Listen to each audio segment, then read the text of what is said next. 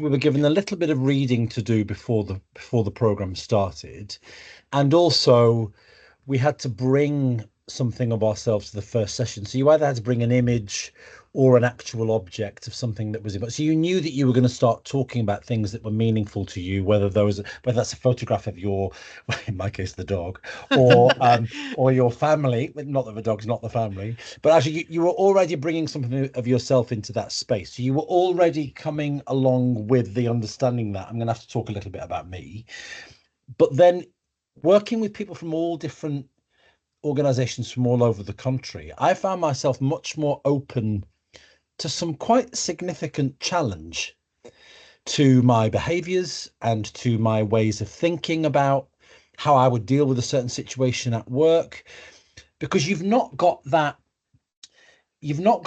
context of, we're not working together, we're not problem solving an issue together, we're not leaving this meeting or this CPD morning to run off and deal with whatever we're dealing with in our organizations. Actually, we've got this time to really begin to think about what are the situations that we're facing, why are they a bit messy, what can I do about it? And actually, Joe alluded to it there as well. You know, what's my role in this? Am I making it messier? Am I being indignant? Am I sticking my heels in because I really think this is, but actually somebody else from a different organization is saying, well, have you thought about it in this way? I had a really illuminating moment with somebody that I was partnered up with in one exercise, who's a chief executive of a massive college group.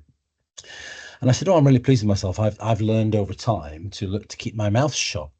And this person said, yeah, but are you saying things with your face? And it was a real moment for me. Yeah. Because I thought, I've really moved on. I keep my mouth shut these days. And this person was saying, yeah, not so much. Actually, you know, it's all here. And I just hadn't thought about that.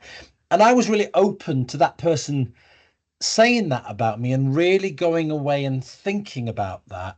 And because there's a month in between each session, you leave the day and then you really do reflect on it. First on the train or in the car back to where you live and where you're based.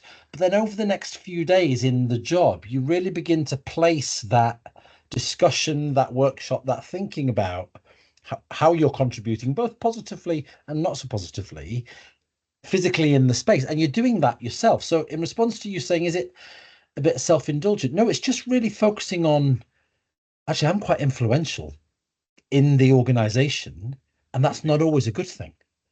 I'm sometimes not influencing to the best of my ability to influence, sometimes the opposite. And I really do need to think about that, because I've got a serious role with a lot of responsibility, and there are a lot of people tied into all of these things that I'm leading on. So the course being called Leading Authentically, it really made you think about, I'm leading, and therefore I need to sort this stuff out. Yeah, I mean, I think Craig's point about sort of you'd come out of the sessions which were intense. You know, it was the days you kind of came out and thought, whoa, that's quite a lot in my head now, and the time to process that.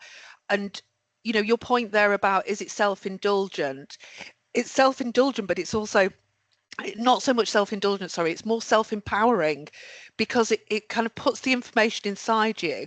And then you're saying, you know, you've just asked me, how would you then move that forward? Well, I think if I think about kind of one of the sessions we did when we were looking at kind of different psychoanalytical sort of techniques and impacts and so on, actually then going into your organization and seeing and actually going, oh, that's what's happening there, and actually being able to recognize it and then say, well, where am I in this, and how has that situation arisen? And you know, we were encouraged to read outside the program as well, and some of that reading helps sort of guide and think and provide you with that opportunity to have a framework to view what's happening.